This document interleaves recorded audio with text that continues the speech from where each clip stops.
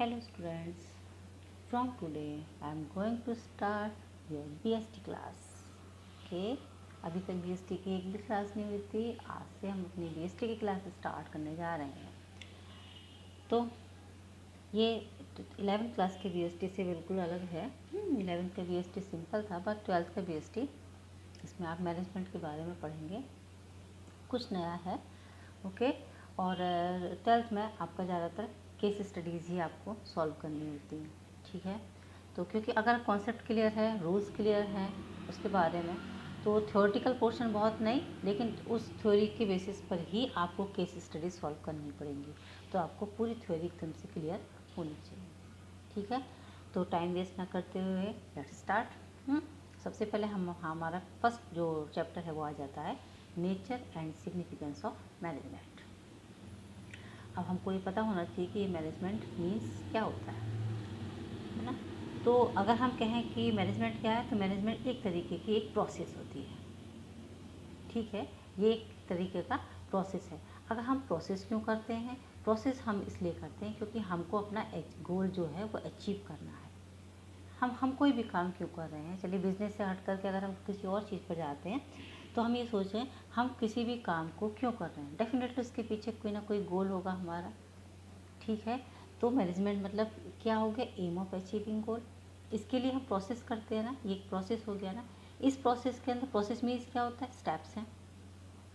जैसे आपको अगर 12th के एग्ज़ाम्स देने हैं, ठीक है, तो आपका अचीविंग गोल क्या है, 12th के एग्ज़ाम्स में बहुत अच्छे मार्क्स को लेकर के आना।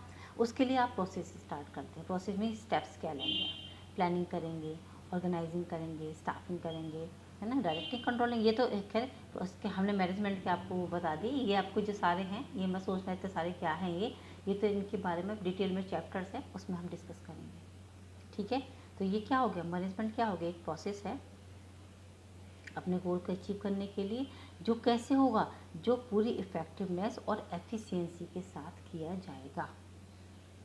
ठीक है, effectiveness means completion of work task on time. कोई भी काम हमको करना है लेकिन टाइम के अंदर। ठीक है, हमको अपनी स्टडीज, अपना सिलेबस कंप्लीट करना है ना, तो वो अपने टाइम के अंदर बिल्कुल बिल्कुल ऑन टाइम में फिनिश कर देना है। और इसके साथ एफिशिएंसी क्या होती है, एफिशिएंसी बिजनेस में बहुत ज़्यादा ज़रूरी होती है। क्यों होती है, क्योंकि एफिशिएंसी मीन्स क्या, एफिशिएंसी मतलब completion of task with in minimum cost. देखो टास्क तो कंप्लीट हो जाता है, टाइम पे भी कंप्लीट हो जाता है, लेकिन टास्क का कंप्लीट होना वो भी प्रॉपर एफिशिएंसी मतलब मिनिमम कॉस्ट के साथ। लेट सपोज एक बहुत बड़ा हमारे पास ऑर्डर आया और हमको माल कंप्लीट करके देना है। ठीक है, हमने बहुत जल्दी 500 लेबर लगा डाले, काम तो कंप्लीट हो जाएगा, लेकिन 500 लेबर को देने वाला खर्चा, है ना, यही एफिशिएंसी होता है कि हम कितना कम में अपना काम बहुत अच्छे से प्रेजेंट कर सकते हैं। ठीक है, बहुत सारी बुक्स होंगी आपके पास, नंबर ऑफ़ बुक्स है, नंबर ऑफ़ राइटर्स की बुक्स हैं, मोबाइल भी फ़ोन आपके पास अवेलेबल है, लैपटॉप भी दे रखा है पेरेंट्स ने, और तमाम फैसिलिटीज़ दे रखी हैं आपको पेरेंट्स ने। उसके बाद आप मार्क्स लेके आते हैं। एक वो स्टूडेंट है जिसके पास सिर्फ एक बुक है, वो भी पुरानी है, वो उससे ही पढ़ करके और बहुत अच्छे मार्क्स लेकर के आता है। इट मीन्स वो एफिशिएंट है आपसे ज़्यादा। समझ में आ गई आपको मेरी बात। ठीक है, एफिशिएंसी मतलब क्या होता है, हमारा बिजनेस हमको क्या सिखाता है, ज़्यादा प्रॉफिट हम तभी हो सकता है जब वो एफिशिएंसी यानी कि कम कॉस्ट में हो। कॉस्ट तो आपको अच्छे से आती है, अकाउंट्स के स्टूडेंट है। ठीक है, जब इफेक्टिवनेस और एफिशिएंसी साथ में आती है, तभी ये दोनों मिलकर के किसी भी ऑर्गेनाइजेशन के लिए हायर प्रॉफिट का काम करते हैं। जब ये दोनों चीज़ें साथ में होती हैं, इफेक्टिवनेस प्लस एफिशिएंसी साथ में बिल्कुल बैलेंस तरीके से साथ में होती है। क्लियर है। अब मैनेजमेंट का यहाँ पे क्या मतलब निकल के आता है, तो मैनेजमेंट क्या है, मैनेजमेंट एक प्रोसेस है ना, जो एम को अचीव करने के लिए, हमारे गोल को अचीव करने के लिए होती है, जो पूरी इफेक्टिवनेस और एफिशिएंसी के साथ वर्क को कंप्लीट करते हैं। ठीक है, समझ आया आपको मैनेजमेंट मीन्स क्या हो गया, क्लियर है। मैनेजमेंट एक प्रोसेस हो जाती है ना, doing the right task, completing activities, achieving goals, ये सारी चीज़ें इसके अंदर आ जाती हैं। आप अपनी ओन लैंग्वेज में अपनी एक डेफिनेशन इसकी लिख सकते हैं। इतनी बात मेरी क्लियर हो गई आपको। ठीक है, आप चलते हैं इसकी मैनेजमेंट की कैरेक्टरिस्टिक्स के साथ। तो मैनेजमेंट की कैरेक्टरिस्टिक्स क्या होती हैं, मैनेजमेंट की कैरेक्टरिस्टिक्स में सबसे पहले हमने कैरेक्टरिस्टिक आपको जो दिखा रखी है, चलते हैं, ये आपकी कैरेक्टरिस्टिक्स आ गई। ठीक है, सबसे पहले हमने कैरेक्टरिस्टिक आपको दे रखी गोल ओरिएंटेड, हमने सर्कल बना कर दिखाया, क्योंकि ये जो बिजनेस है ये ये इको नहीं है, ये BST है, ये प्रेजेंटेबल होने चाहिए, शुड बी प्रेजेंटेबल, BST को होना चाहिए। बिजनेस है, जितना अट्रैक्टिव होगा उतना ही ज़्यादा कस्टमर आपके पास आएंगे। आपको मेरी बात समझ आई? ये क्या होता है कैरेक्टरिस्टिक्स मैनेजमेंट की, क्या होनी चाहिए? मैनेजमेंट क्या है? मैनेजमेंट एक गोल ओरिएंटेड है। इतनी देर से हम यही बात बता रहे हैं ना कि हम अपने जो भी हमारा गोल है उसको अचीव करना, ये मेन हमारा एक एम होता है मैनेजमेंट का, गोल ओरिएंटेड होता है। ठीक है, उसके बाद आ जाता है ऑल परवेसिव। ऑल परवेसिव मतलब होता है यूनिवर्सल, है ना। हर किसी ऑर्गेनाइजेशन में, भले ही वो छोटी हो बड़ी हो, है ना, या फिर किसी भी लेवल पर मैनेजमेंट का काम होता ही होता है ना। सोल प्रोप्राइटरशिप हो, पार्टनरशिप हो, कैसा भी हो, किसी भी डिपार्टमेंटल का हो, मैनेजमेंट हर जगह काम आता है। ये एक्टिविटीज़ हर जगह काम आती हैं, इसलिए मैनेजमेंट को क्या कहा गया? All pervasive. ओके, आ जाता है मल्टी डायमेंशनल। मल्टी डायमेंशनल में 3 चीज़ें आती हैं। मल्टी डायमेंशनल माने मैनेजमेंट सिर्फ किसी एक सिंगल एक्टिविटी के लिए काम नहीं करता, ये इसकी मेन 3 एक्टिविटीज़ हैं। ये अपनी मेन 3 एक्टिविटीज़ के लिए काम करता है, management of work, management of people और मैनेजमेंट ऑफ ऑपरेशंस। ठीक है, इसको हम ज़रा डिटेल में समझा दें आपको, मल्टी डायमेंशनल को। ठीक है, इसको हम डिटेल में बता देते हैं आपको। थोड़ा सा लिख करके थोड़ा सा को बता देते हैं। देखो, हम पढ़ा रहे हैं आपको मैनेजमेंट मल्टी डायमेंशनल। मैनेजमेंट हमने सबसे पहले बताएंगे multi dimensional.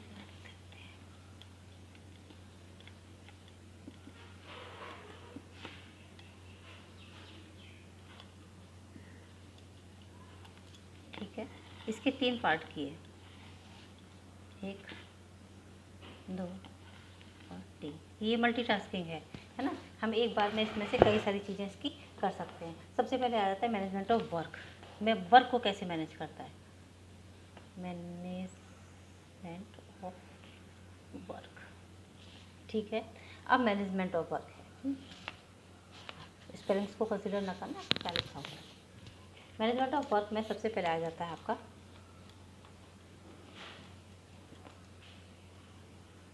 Planning, organising.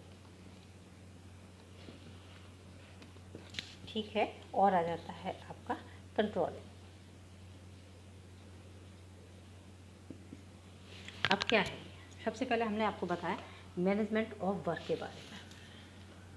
Management of work के बारे में हम बता रहे हैं आपको, तो ये क्या होता है इससे? मैनेजमेंट ऑफ वर्क है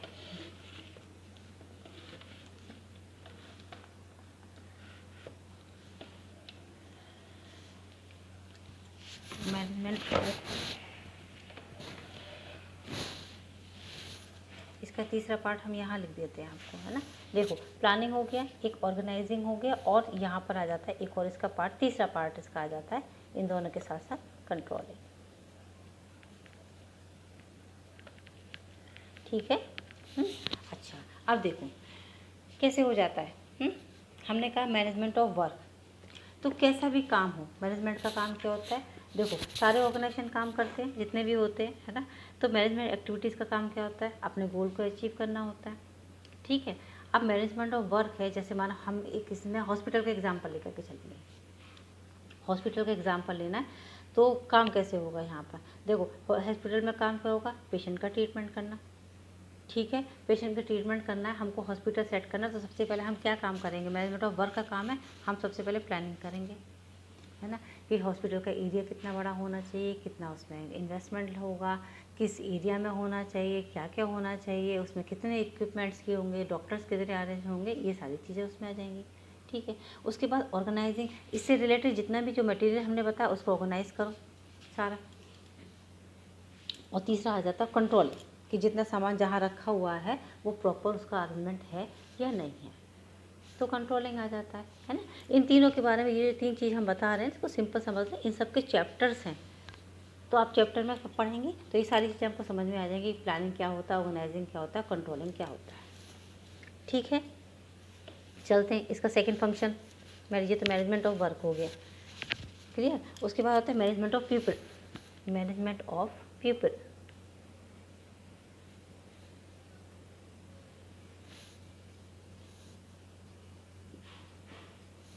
ओके। अब मैनेजमेंट ऑफ पीपल है तो पीपल के लिए क्या करेंगे, लोग कैसे हमारे पास आएंगे, तो हम सब उसके लिए हम क्या करते हैं, स्टाफिंग करते हैं। ये भी मैनेजमेंट का एक फंक्शन है, स्टाफिंग करते हैं और उसके बाद क्या करते हैं, उनको डायरेक्टिंग करते हैं।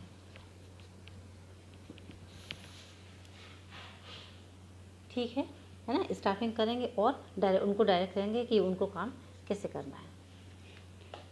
मैनेजमेंट ऑफ पीपल क्लियर होगा। अब मैनेजमेंट ऑफ ऑपरेशंस, यानी कि अब काम होना शुरू हो जाएगा यहाँ पर हमारा, तो मैनेजमेंट ऑफ ऑपरेशंस आ जाएंगे।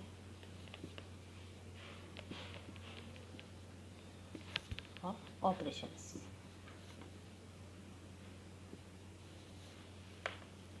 Management of operations. ऑपरेशंस में आ जाता है कि जो काम हम कर रहे हैं उसको हमें देखना है। तो सबसे पहले जैसे प्रोडक्शन का काम, ये भी मैनेजमेंट देखता है। उसके बाद सेल्स का काम और उसके बाद परचेजेस का काम।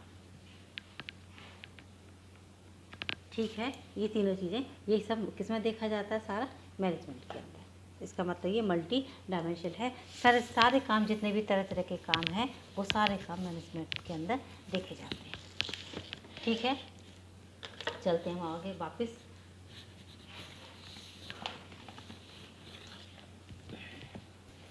वापस अपने इस पर आ जाते हैं। मल्टी डायमेंशनल हम पढ़ा रहे थे आपको, मल्टी डायमेंशनल आपका क्लियर हो गया। ठीक है, आगे आ जाते हैं। ये कंटिन्यूस प्रोसेस है, लगातार इसमें काम होता रहता है। ऐसा नहीं है कि एक काम के बाद दूसरा काम बंद हो जाएगा, है ना। ये लगातार चलता रहेगा, इसमें कोई गैप किसी तरीके का नहीं होगा। उसके बाद आ जाते हैं टेंजिबल फोर्स है भाई। टेंजिबल फोर्स कैसे है ना। एक टेंजिबल इंटेंजिबल आप लोग बहुत अच्छे से जानते हैं क्या होता है ये, है ना। तो टेंजिबल फोर्स है माने इसको देखा नहीं जा सकता, लेकिन आप फील करेंगे।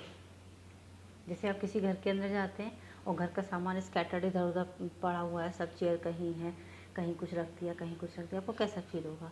और एक वो घर होगा जहाँ पर अब सब कुछ एकदम से फुल अरेंजमेंट मैनेजमेंट के साथ रखा हुआ होगा, तो आपको फील हो जाएगा कि इस घर का मैनेजमेंट प्रॉपर है। जैसे या किसी स्कूल के अंदर, किसी हॉस्पिटल के अंदर, आपको किसी भी जगह मैनेजमेंट हर जगह होता है, हर जगह। एक छोटी सी शॉप के अंदर भी आप चीज़ों को मैनेज करके रखते हैं, वो भी होता है। ठीक है, तो ये टेंजिबल है ना। ये क्या है, ये दिखता नहीं है, सिर्फ आप इसको, ओह हो, हमने टेंजिबल नहीं बेटा, इंटेंजिबल है। हम बार बार ये बोल भी रहे हैं, हमने गलत लिखा हुआ है। ये क्या है, ये इंटेंजिबल है, टेंजिबल नहीं है, ये इंटेंजिबल फोर्स है। क्लियर है ना। इसको देखा नहीं जा सकता, इसको हम फील कर सकते हैं। नेक्स्ट चलते हैं, ये डायनेमिक है। डायनेमिक कैसे है, सर्कमटेंसेस के हिसाब से, है ना। सर्कमटेंसेस के हिसाब से मैनेजमेंट में चेंजेस आराम से हो सकते हैं।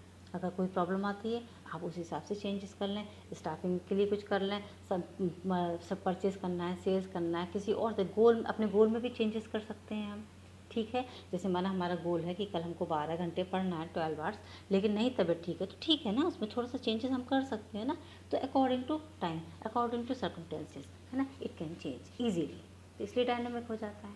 फिर आया था लास्ट और important, group activity. Group activity, ये इसमें हम वी कहेंगे, नॉट आई। ठीक है, ये किसको प्रमोट करता है, ये वी को प्रमोट करता है। क्योंकि किसी भी काम को करने के लिए किसी एक पर्सन नहीं, यहाँ पर तो हम ये बिज़नेस कर रहे हैं, डेफिनेटली हमको और लोगों की ज़रूरत पड़ेगी अपने साथ। तो यहाँ पर इसीलिए ये क्या कहा गया है, वी, ये ग्रुप एक्टिविटी है। ठीक है, मैनेजमेंट क्या है, ग्रुप एक्टिविटी है। अगर किसी फर्म के अंदर मैनेजमेंट बहुत अच्छा है तो डेफिनेटली वो वहाँ के पूरे जितने भी स्टाफ, उसका अपना एफर्ट है ना। क्लास बहुत अच्छी है, हम ये कहते हैं क्लास बहुत अच्छी है, क्लास बहुत अच्छी है, तो क्लास में सिर्फ एक वो मॉनिटर अच्छा हो, ये तो पॉसिबल ही नहीं है। क्लास के सारे बच्चों का ये एफर्ट होगा, तभी वो क्लास इतनी अच्छी है।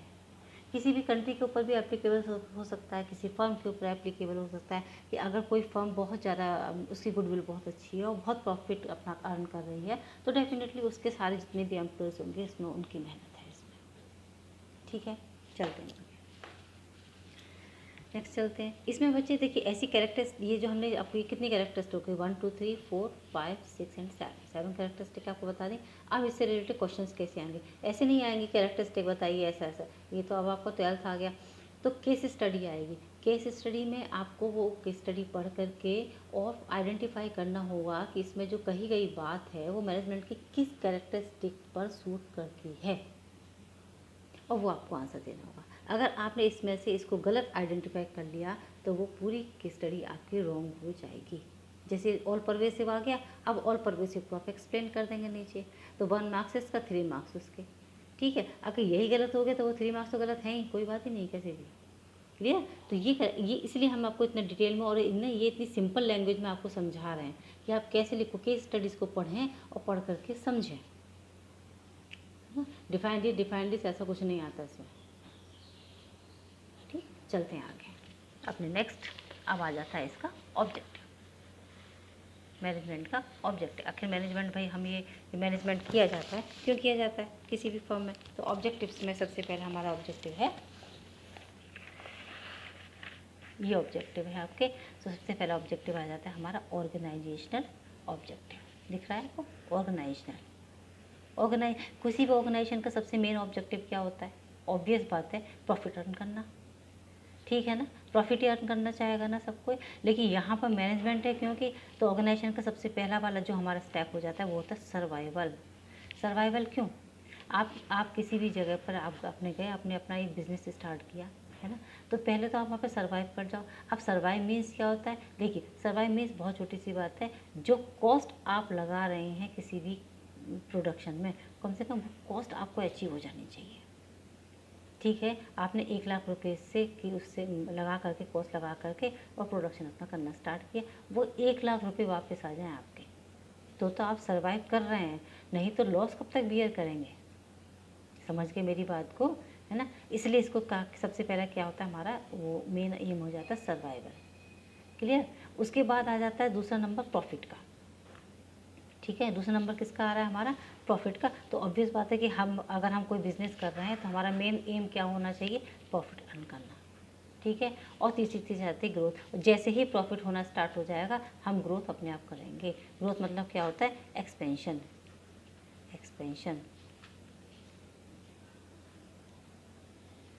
एक्सपेंशन मतलब कैसे, एक्सपेंशन मतलब हम अपनी लैंड में एक्सपेंशन कर सकते हैं, न्यू मशीनरीज लेकर के आ सकते हैं, तो हमें क्या करना होगा, यहाँ पर अपना एक्सपेंशन करना होगा। क्लियर है। चलते हैं, दूसरा ऑब्जेक्टिव हमारा क्या आ जाता है, सोशल ऑब्जेक्टिव। सोशल ऑब्जेक्टिव में क्या आ जाता है कि हम काम कर रहे हैं, लेकिन हम यहाँ पर काम करेंगे किसके लिए, अपनी सोसाइटी को ध्यान में रखते हुए अपना सारा काम करेंगे, ठीक है। सोशल वेलफेयर के लिए भी हमको यहाँ पर काम करना होगा। सोशल वेलफेयर कैसे हो जाता है, जैसे हम सोशल वेलफेयर के लिए भी काम करते हैं। देखिए हमारा जो मेन एम होता है वो क्या होना चाहिए, हमारा मेन एम होना चाहिए प्रॉफिट अर्न करना। लेकिन प्रॉफिट अर्न करने के साथ साथ क्या हुआ, हम सोसाइटी के लिए काम करेंगे। सोसाइटी के लिए काम कैसे कर रहे हैं हम, कि हम उनको क्वालिटी प्रोडक्ट्स देंगे, क्वालिटी वाइज अच्छे होने चाहिए, ठीक है। रीज़नेबल प्राइस पर दे दो, कम पैसे पर दो, जितना हो सके उतना लोगों को एम्प्लॉयमेंट अपॉर्चुनिटीज़ दो, उनको एजुकेशन की ट्रेनिंग प्रोग्राम्स दो, हेल्थ केयर प्रोग्राम्स दो, वोकेशनल ट्रेनिंग दो। इको फ्रेंडली जो भी प्रोडक्शन हम जिस मेथड से कर रहे हैं वो हमारा कैसा होना चाहिए, इको फ्रेंडली होना चाहिए, ठीक है। अपनी कम्युनिटी को फाइनेंशियल सपोर्ट कर दो, समझ रहे है ना। और क्या कर सकते हैं हम, और हम करेंगे जितना भी इकोनॉमिक वेल्थ है उसको ज़्यादा से ज़्यादा जनरेट करने की कोशिश करेंगे। तो ये तो आपको लर्न करने की ज़रूरत नहीं है, आप आराम से लिख सकते हैं कि हम सोसाइटी के लिए क्या क्या कर सकते हैं, ठीक है। अब आ जाते हैं हमारे पर्सनल हमारे नहीं होते हैं, पर्सोनल लिखा हुआ है ना। पर्सनल मीन्स जो हमारे यहाँ एम्प्लॉयज़ हैं उनके लिए, ये भी आप अपने आप से बता सकते हैं। तो आपकी एक शॉप है, आपके अपने एम्प्लॉय के लिए आपकी क्या रिस्पॉन्सिबिलिटी बनती है।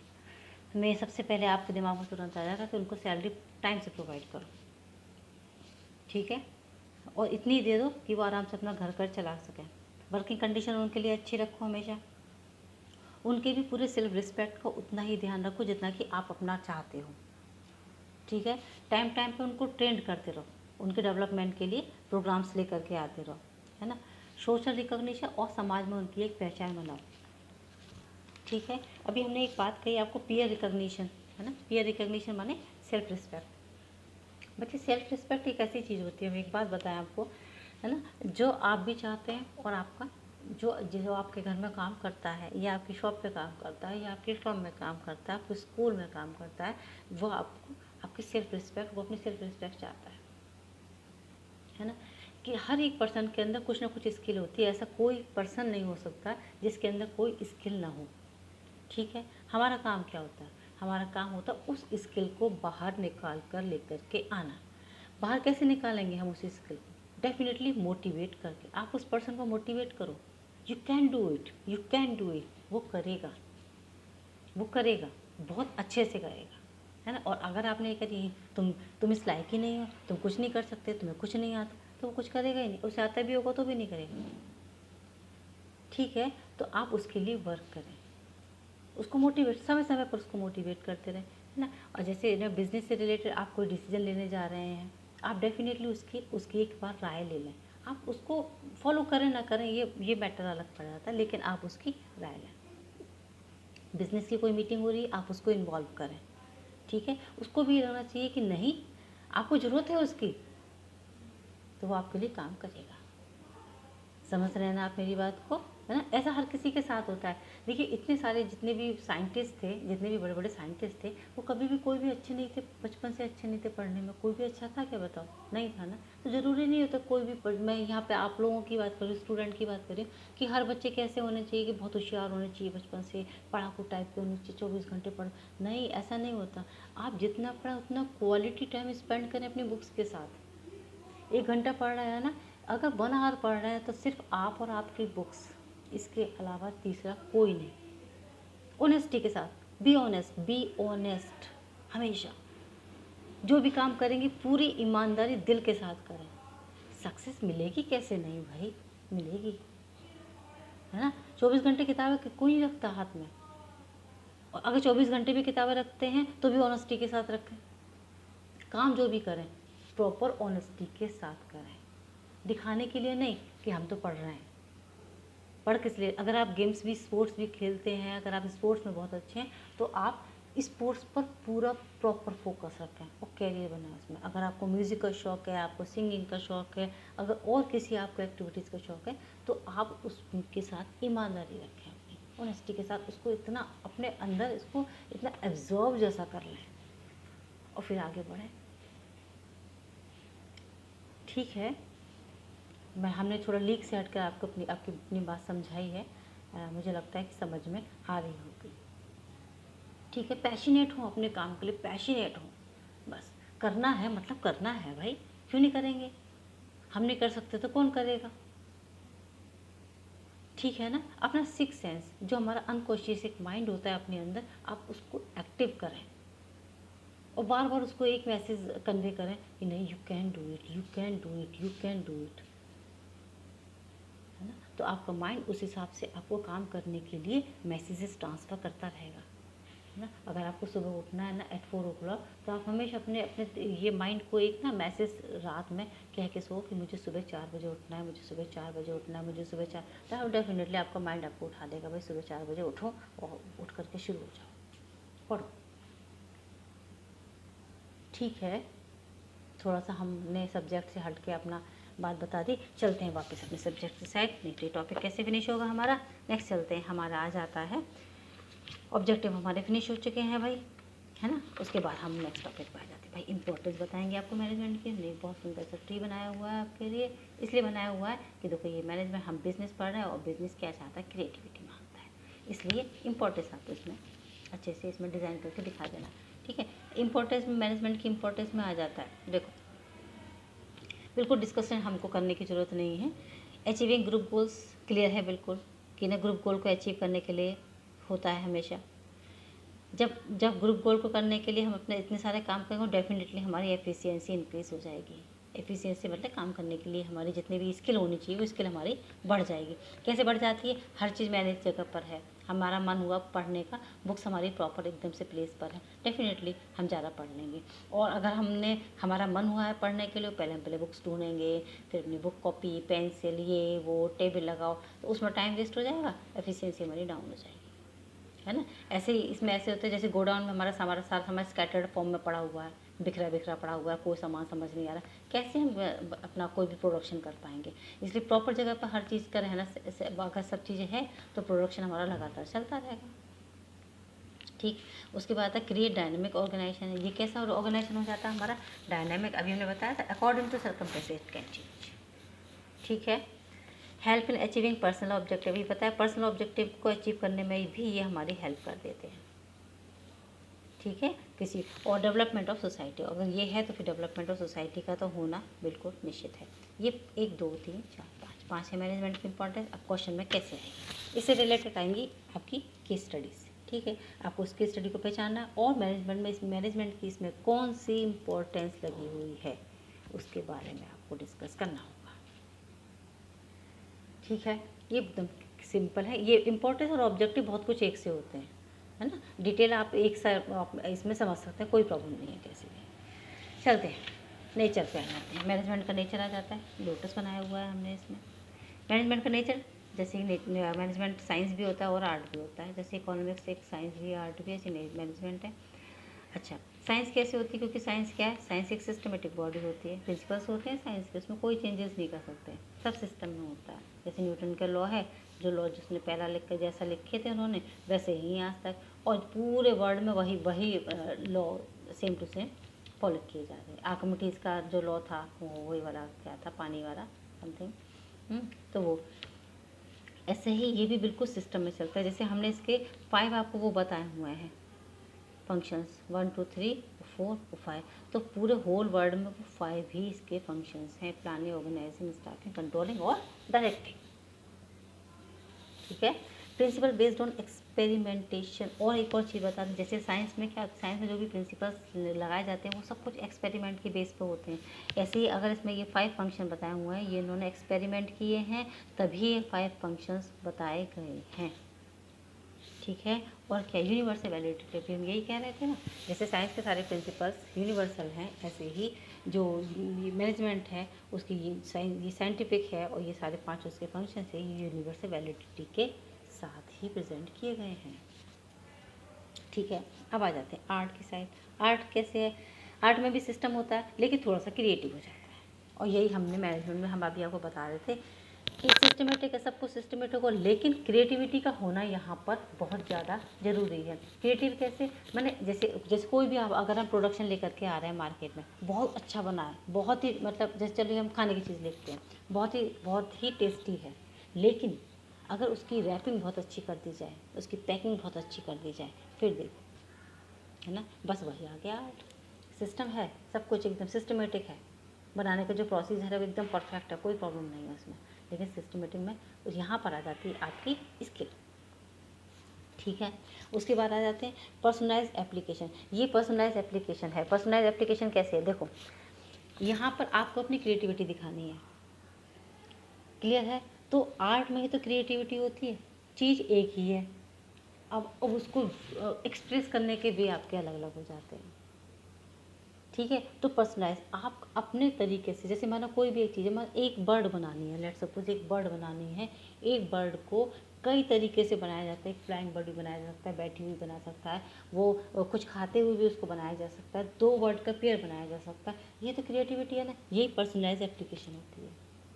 आप एक प्रोडक्ट को लॉन्च करने के लिए जा रहे हैं, है ना, प्रोडक्ट आपने लॉन्च किया, अब उसका ऐड का नंबर आ गया, तो एडवर्टाइजमेंट कितना यूनिक हो सकता है कि वो कस्टमर को, नंबर ऑफ कस्टमर्स आपके अट्रैक्ट हो जाएं, ये हो जाता है आपका पर्सनलाइज्ड एप्लीकेशन। ठीक है, और आ जाता है, एक और आ जाती है, यही जो बात हम बता रहे हैं इसके बाद, based on practice and creativity. ये आप जितनी बार इसकी प्रैक्टिस करेंगे क्रिएटिविटी की, है ना, उतनी ही चीज़ें आपके क्लियर होती जाएंगी। यही तो आर्ट है ना। आर्ट मतलब क्या था? ड्राइंग। जैसे आप इसमें ड्राइंग का एग्जांपल लेकर चलें, ड्राइंग है ना, तो ड्राइंग ऐसे नहीं आ जाती कि बस आपने एक बार बनाई वो आपको क्लियर हो गई, नहीं, practice, practice makes a man perfect. हर चीज़ में प्रैक्टिस, हर चीज़ में प्रैक्टिस। अगर साइंटिस्ट ने अगर इन लोगों ने ये सारे काम ना किए होते, है ना, तो उन्होंने भी कितनी प्रैक्टिस की हर चीज़ की, तब जा के एक एक लॉ वो लोग फाइनल कर पाए। ठीक है, तो यहाँ तो हम एक उसकी बात कर रहे हैं कि यहाँ पे सिर्फ एक प्रोडक्ट हमको देना है, मैनेजमेंट करना है, तो क्यों नहीं प्रैक्टिस तो करनी पड़ेगी बार बार हमको। ठीक है, और क्रिएटिविटी, बिना क्रिएटिविटी के तो ये बिल्कुल बेकार है। आप मेरी बात को, आई थिंक आप मेरी बात को समझ गए होंगे। ठीक है, तो मैनेजमेंट क्या है? मैनेजमेंट ये दोनों है, एक साइंस भी है और as well as an art भी है। ठीक है, इसके बाद जो नेक्स्ट टॉपिक आ जाता है हमारा, वो आ जाता है management as a profession. Profession आपने लास्ट उसमें पढ़ा था पिछली बार, जब आपके 11वीं क्लास में था ना। प्रोफेशन क्या चीज़ होती है? प्रोफेशन होते हैं जो ऑक्यूपेशन होते हैं लेकिन स्पेशलाइज नॉलेज के साथ होते हैं, है ना, जिन्होंने उसके अंदर स्पेशली ट्रेनिंग ले रखी होगी, वो लोग, उन्हें प्रोफेशनल कहा जाता है, या प्रोफेशन उनके लिए वर्ड यूज़ किया जाता है। अब मैनेजमेंट को हमें प्रोफेशन बताना है ना। मैनेजमेंट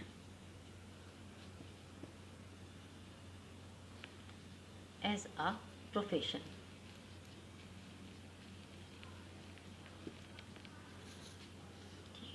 तो आजकल तो आपको पता ही है कि सब लोग बीबीए और एमबीए की डिग्री लेने लगे, तभी मैनेजमेंट के लिए आता है। लेकिन क्या है, इंडिया में अभी हार्ड एंड फास्ट रूल नहीं आया इस बात के लिए।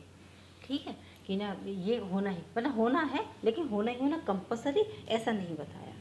ठीक है, अच्छा, अब इसमें आ जाता है जैसे इसके क्या, ये मैनेजमेंट एज अ प्रोफेशन में सबसे पहला हम ये इसका वो है, इसकी कैरेक्टरिस्टिक अगर हम देखते हैं तो सबसे पहले इसकी कैरेक्टरिस्टिक आ जाती है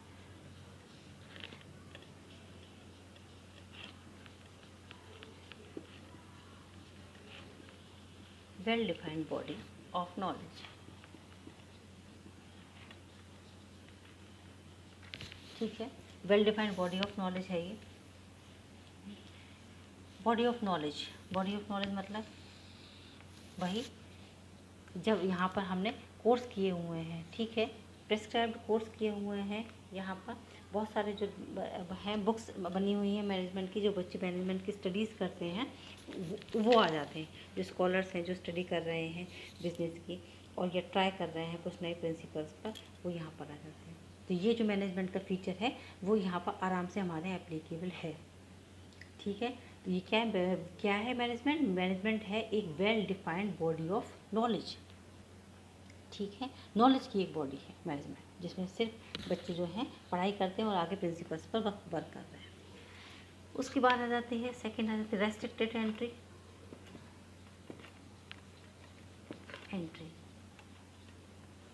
क्लियर, रेस्ट्रिक्टेड एंट्री माने हर किसी की एंट्री इसके अंदर नहीं है।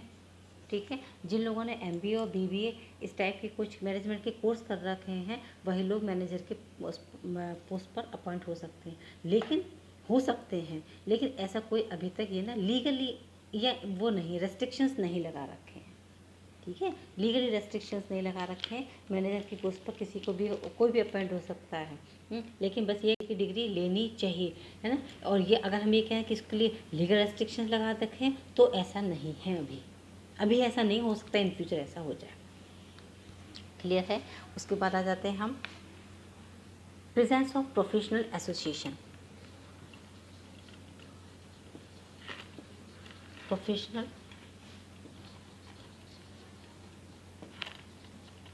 और एसोसिएशन,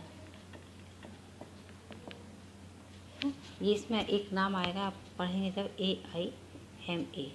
अब AIMA का क्या मतलब हो जाता है यहाँ पर, ऑल इंडिया मैनेजमेंट एसोसिएशन, है ना। जैसे डॉक्टर्स हैं तो डॉक्टर्स को उनको ना रजिस्ट्रेशन कराना पड़ता है, ऐसे लॉयर्स हैं, लॉयर्स को उनको भी रजिस्ट्रेशन कराना पड़ता है। पर ऐसे जैसे जो ये AIMA, इसमें ना जितने भी मैनेजर्स हैं या जो लोग मैनेजमेंट की डिग्री लेते हैं वो लोग अपना इसमें रजिस्ट्रेशन करवा लेते हैं, लेकिन करवाना भी ये इसमें वो नहीं है, कंपलसरी नहीं है। ठीक है, कंपलसरी नहीं है, लेकिन हो सकता है बहुत जल्दी इसको यहाँ पर इसका रजिस्ट्रेशन कराना कंपलसरी ये लोग कर दें, तो ये भी हमारा मैनेजमेंट के फीचर में इन्वॉल्व हो जाएगा। ठीक है, उसके बाद आ जाता है एग्जिस्टेंस ऑफ एथिकल कोड।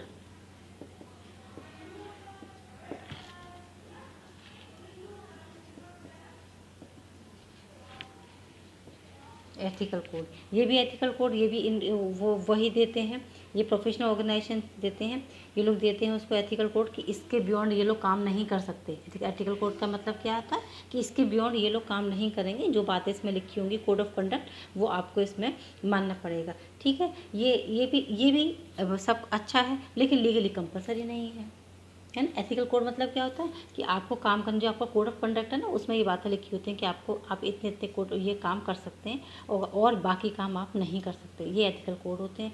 लेकिन दे रखे हैं, लेकिन वही कंपलसरी नहीं बता रखा है। तो बस हम फ्यूचर में ये सोच सकते हैं कि हो सकता है फ्यूचर में जा कर के ये लोग उसको कंपलसरी कर दें। आगे चलते हैं, सर्विस मोटिव, सर्विस और मोटिव। ठीक है, अब सर्विस मोटिव का क्या होता है ना, तो ये क्या होता है, ये मतलब मेन जो हर एक जो प्रोफेशन होता है वो अपने क्लाइंट के साथ पूरे डेडिकेशन के साथ काम अपना मतलब आपको सर्व करें उसको। ठीक है, जैसे बिजनेस ऑर्गेनाइजेशन, उनका तो गोल ही क्या होता है, उनका गोल होता है प्रॉफिट मैक्सिमाइजेशन, है ना। तो वो एक है, मतलब ये सर्विस मोटिव का क्या मतलब हो गया यहाँ पर कि आप प्रॉफिट मैक्सिमाइजेशन का काम ना करके लोगों के वेलफेयर के लिए भी काम करें। पर ये है काम करें, है ना, वही जो हमें बार बार ये चारों इसमें ये जो चार हैं इसमें यही वाली बात बार बार आती, करें, लेकिन इसके लिए कोई भी लीगली बाउंडेशन नहीं है। ठीक है, कंपलसरी नहीं, लीगली कंपलसरी नहीं है, बस आप करें, ये है इसमें। इन फ्यूचर हो सकता है कि इनमें से कोई कंपलसरी इसके अंदर इन्वॉल्व हो जाए। ठीक है, ओके स्टूडेंट्स, इतना आई थिंक इतना आप लोगों को क्लियर हो चुका होगा। यहाँ तक इससे रिलेटेड कोई भी प्रॉब्लम होती है तो आप मुझसे पूछ सकते हैं। वैसे भी जितने भी टॉपिक हम कवर करेंगे वो सारे टॉपिक आपको डिस्क्रिप्शन में इजीली मिल जाएंगे, इसलिए हम डिस्क्रिप्शन देते हैं अपना, और जितने भी टॉपिक हम अपने एक वीडियो में कवर करते हैं वो आपको उसमें सारे मिल जाएंगे। अगर थोड़ा बहुत वीडियो कहीं ब्लर हो रहा है तो वो नेट की प्रॉब्लम से हो रहा है, तो अपना हाई स्पीड पे आप अपने मोबाइल में या आप लैपटॉप में आप इसमें पढ़ सकते हैं। फिर भी अगर कोई भी सजेशन हो तो यू आर मोस्ट वेलकम, आप मुझे बता सकते हैं। इससे रिलेटेड कोई भी प्रॉब्लम हो आप मुझसे पूछ सकते हैं। आपके सजेशन के लिए आपका बहुत सारा thank you. Okay, thank you for watching my video, thank you, goodbye, take care.